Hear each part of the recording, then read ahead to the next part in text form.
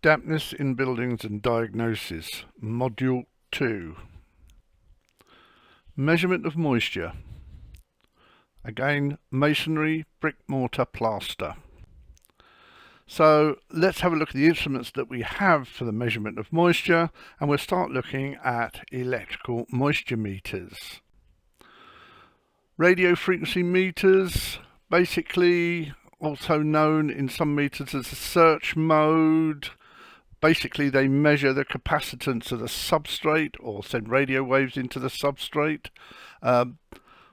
These have an advantage of looking, for want of another word, deeper into the substrate, probably up to 12-15 millimeters as claimed. However, there can be a problem in as much as they do not appear to be particularly sensitive to surface effects only. The capacitance meter, like the radio frequency meter, the capacitance meter will identify problems below the surface. However, probably the most common meter is the resistance or the conductance meter, and these measure the electrical resistance of the substrate between two electrodes, two pin probes. Some people call them pin meters.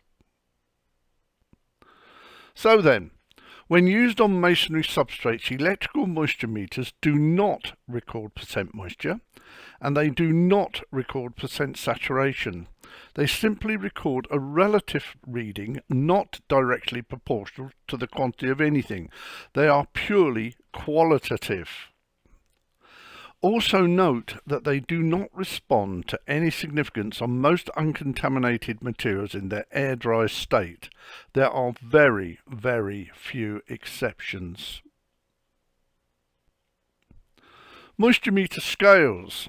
All meters have them. This is quite an old meter.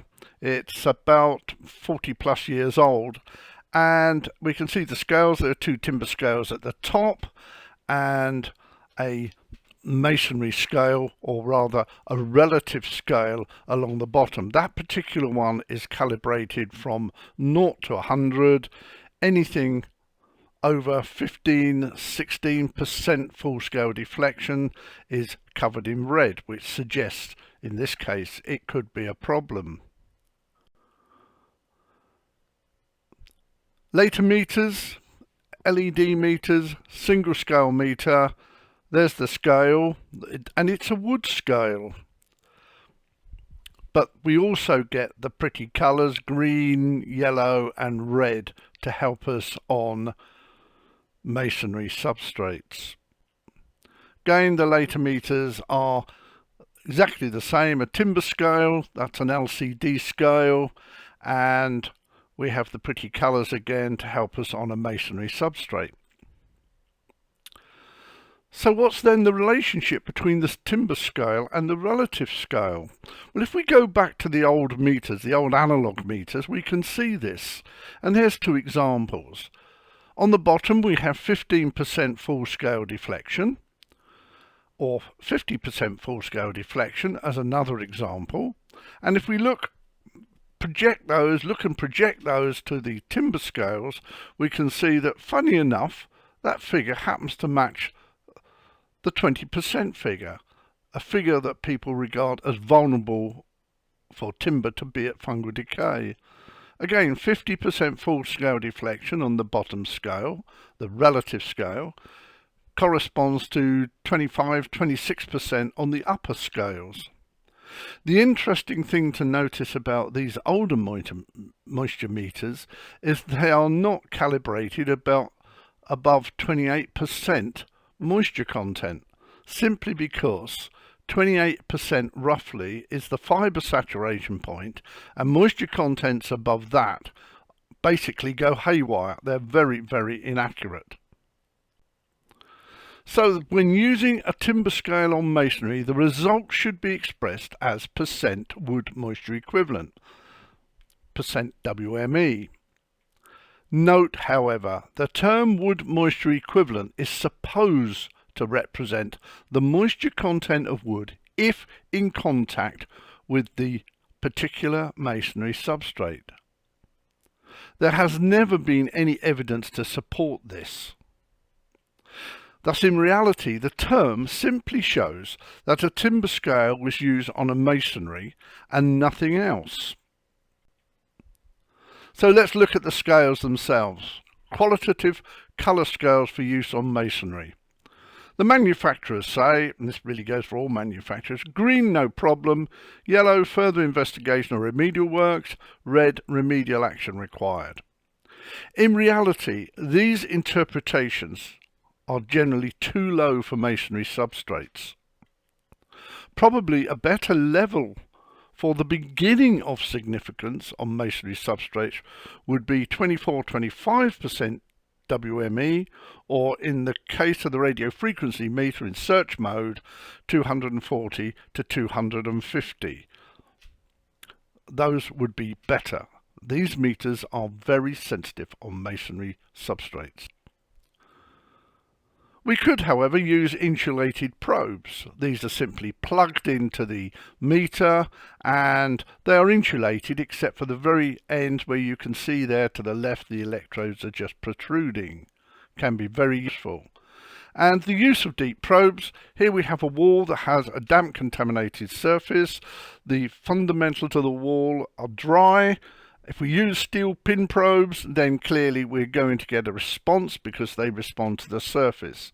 So what we can do, we can drill a hole through into the wall and place our insulated probes in there where they will not prove to be a problem because the insulation protects them from the potentially damp contaminated surface.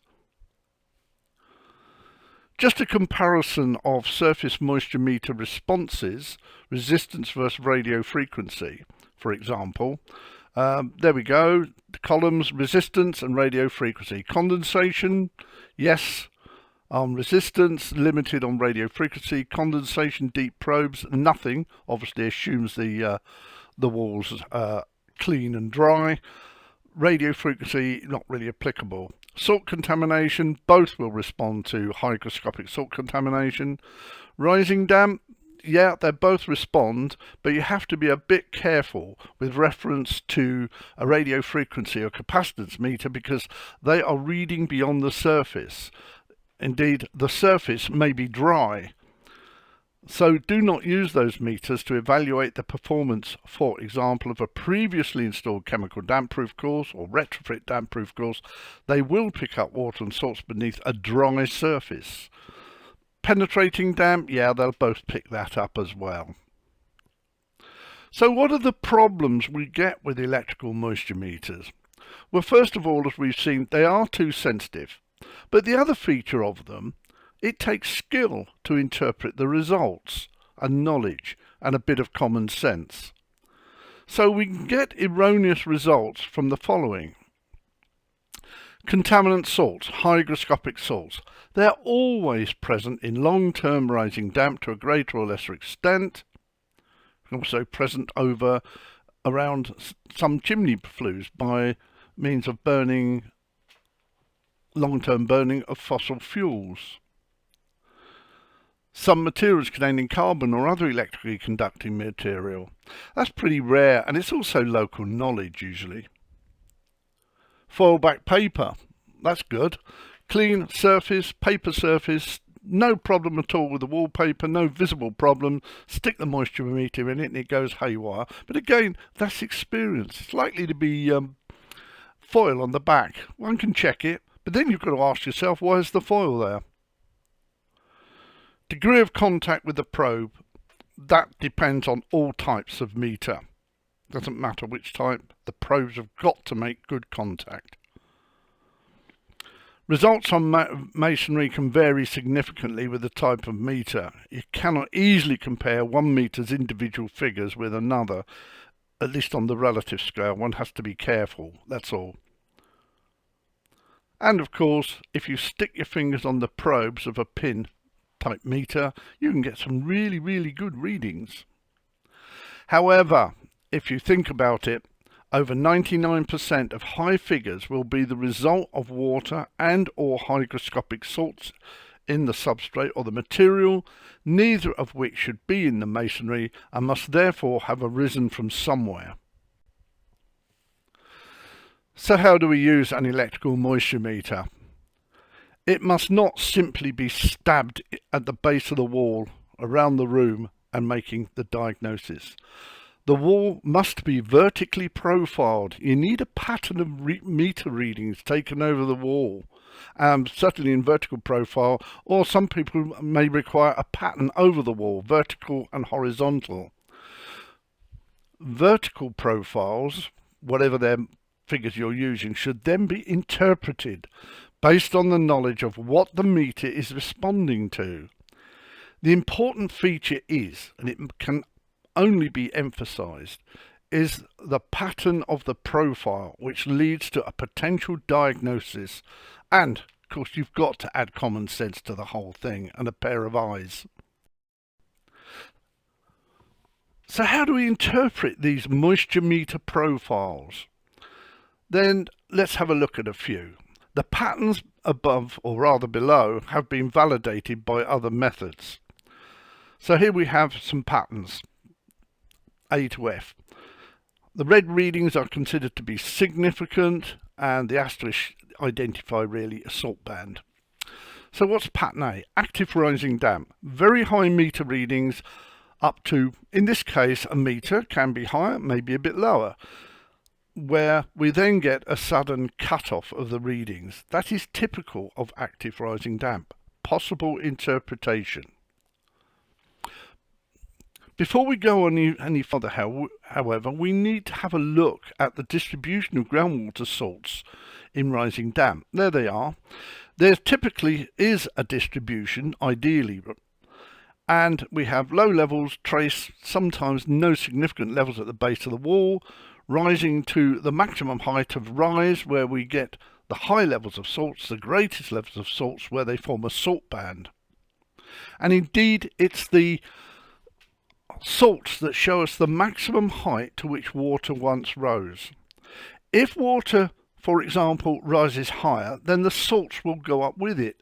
However, if the wall dries down, the water will dry down, but the salts will remain put. So therefore, they effectively give us the history of the rising damp. And remember, the important thing to remember as well is such salts will cause a moisture meter to respond. So back to the interpretation of the moisture meter patterns. Let's have a look at pattern B. What have we got here? Some low readings at the base of the wall, and then they start to increase, in this case up to 1250 millimeters, and then disappear. Possible interpretation, we call that, well, I rather call it fixed rising damp. In other words, the walls had rising damp, but it's dried down. And what we're now getting is simply the results of the salt contamination. Pattern C, it's a bit of an esoteric pattern, this. High readings declining and then going up a bit. So I call it part-controlled rising damp. The lower levels of figures are due to water, and as the water declines, the figures decline. However, the wall has dried down to a certain extent, but above that we've still got the salt problem. You'll see this better in the next diagram. Pattern D, low levels, figures simply over the skirting at the base of the wall. These represent possibly a floor-wall junction problem. Pattern E, no readings at the base of the wall. It's probably been replastered, and the plaster work is doing exactly what it's supposed to do. Dry surface, uncontaminated surface, hence the low readings. But the DPC is not effective, and it's come up over the top of the new plasterwork, or it was never replastered to sufficient height in the first place. Pattern F, well, we usually call it the damp proofer's nightmare. These are the actual profile patterns, and I think they're very much self-explanatory, where we're looking at the water, the distribution of water and the distribution of salts. The interesting one, it's not covered previously, is pattern F, where we've got some high-ish readings at the base of the wall, and they tend to decline as we go right the way up the wall. Possible interpretation of this is high humidity on wallpaper. In other words, the meter is simply responding to the hygroscopicity of the paper. So these are some moisture meter profile patterns. And here's some moisture meter responses to salts only. Deep probe readings. We can see there the deep probe reading, and we can see, we've just put them as a star pattern, the level of salts, chloride and nitrate, two profiles. And the high readings are given in red. But if we look at this pattern here, you can see in broad terms, the higher the moisture meter reading from the deep probe, the more salts are available. This is a sort of a simple graphical relationship. You can see basically there is a sort of a relationship between salt levels and the response of a moisture meter, at least based on that previous data. Other modes of use, moisture mapping, useful for plotting areas. And there's a moisture map. That one was actually done in both the pin mode and the search mode. Interestingly, the figures in red are slightly higher, but analysis, gravimetric and salt analysis, showed there wasn't a problem. They are actually dry figures, no salt contamination. Just shows how sensitive these moisture meters are really to some really what I would loosely call non-problem. Potential tests for surface effects only, we saw that earlier on. Damp surface, insulated probes. The probes are isolated from the surface effect. Really, however, if you're going to look at atmospheric moisture, say condensation problems, these should be investigated by the appropriate means, such as looking at relative humidity, surface temperatures and dew points, rather than trying to use a moisture meter. Again, other modes of use, potential tests for surface finish versus substrate. Again, using deep probes. Here, this sort of method is especially useful if you're dealing with a wall that you believe is possibly dry, but contains electrically conducting materials, whatever they may be, whereas the surface could be itself dry. This can be shown by pins. Probably the most common problem here would be a wall that's been damp proofed, but the surface is shown to be dry by means of pins, whereas the deeper in the wall, using deep probes, you've got high readings. And of course, this is where we have problems with RF meters and so forth. They cannot distinguish this and could lead towards a misdiagnosis. Further tests may therefore be required. The problem here is the meters are responding to what's deeper in the wall rather than what's on the surface. Other modes of use, also check any timbers where in direct contact with masonry. You need to put the meter as close as possible to the potential source of dampness. In the case of a skirting, this would be at the very top or the very bottom, and make sure there are very good probe contacts. The reason for this is quite simply water does not pass across the grain of the wood very well at all. So you need to go at the thinnest parts of the timbers where they are in close contact with the substrate. Obviously, this depends on the skirting not being isolated from the wall. Finally, it's very important to appreciate that an electrical moisture meter is an essential tool for damp surveys. It is not, however, an absolute instrument for diagnosis, but used intelligently, knowing its limitations, and in conjunction with visible assessments and other observations, they will form a very important aid and guide to the diagnosis of dampness. This is very important where one is dealing with and has to undertake a non-destructive investigation. Dampness and buildings, and end of Module 2.